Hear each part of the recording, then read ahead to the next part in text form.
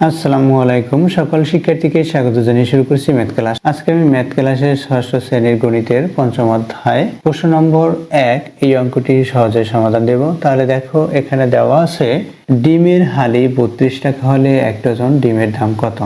তাহলে যে এখানে যে প্রশ্নে যা দেওয়া আছে সেটা আমাদের প্রথমে লিখে নিতে হবে।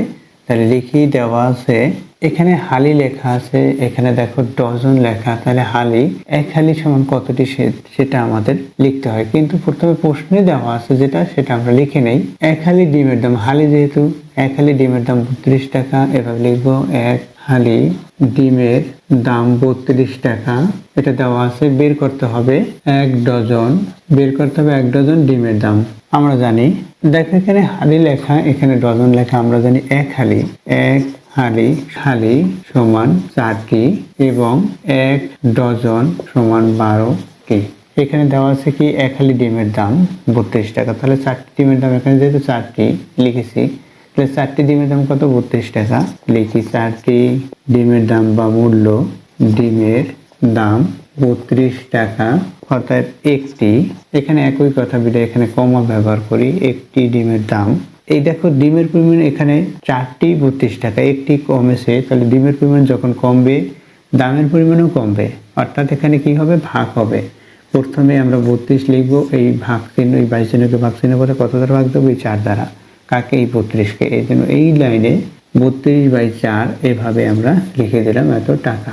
আমরা কয়টির বের করব? 12টির বের করব, অর্থাৎ 1 ডজন 12টি, কমা ব্যবহার করি ডিমের দাম।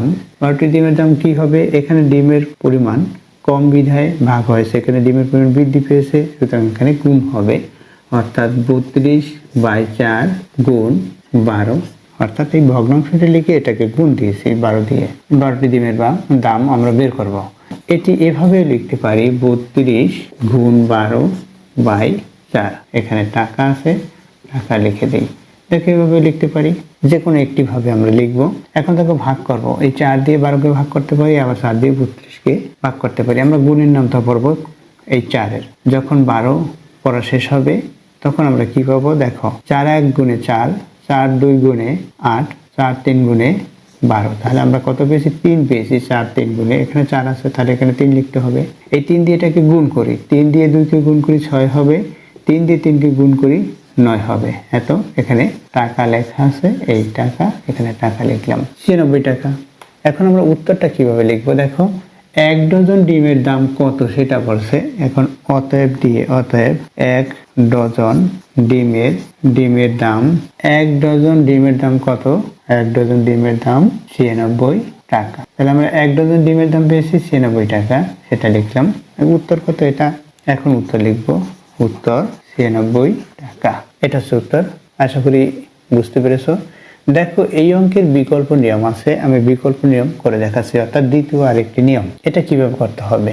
এখানে আমরা এই যে আমরা জানি এইটুকু লিখে, অর্থাৎ এই হইতে প্রথম এই হইতে এই পর্যন্ত লিখে এরপর কিভাবে করব দেখো। এখানে দেখো এক হালিতে 4টি হয়, অর্থাৎ 4টিতে এক হালি হয়, আমরা হালি হিসাবে বের করব। এখানে বিকল্প লিখি, বিকল্প অর্থাৎ দ্বিতীয় আরেকটি নিয়ম। তাহলে আমরা হালি বের করব। এখানে 4টিতে এক হালি, অতএব 4টিতে এক হালি, একটিতে কম হবে, তাহলে ভাগ হবে 1/4 হালি, অতএব 12টি কেন? 1 ডজন, সুতরাং 12টিতে কত হবে?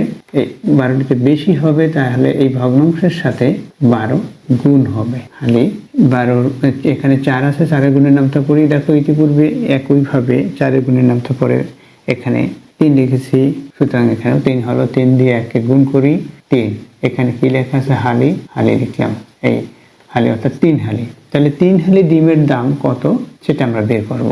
তাহলে 1 হালি ডিমের দাম 32 টাকা, সেটা লিখি। এখন 1 হালি ডিমের দাম 32 টাকা, অর্থাৎ 3 হালি, তাকে 1-এর চেয়ে 3 বেশি, অর্থাৎ বড়, সুতরাং এখানে দামও বৃদ্ধি পাবে। তাহলে কি হবে? গুণ হবে। 3 হালি ডিমের দাম, এখানে 1 হালি, এখানে 3 হালি, 3 হালি বেশি হবে বিধায় এখানে গুণ হবে 3 দিয়ে। এত টাকা সমান 3-এর সাথে 2 গুণ করি, 3 দুগুণে 6, 3 3 গুণে 9, এখানে টাকা লেখা আছে, টাকা লিখি, অর্থাৎ 96 টাকা।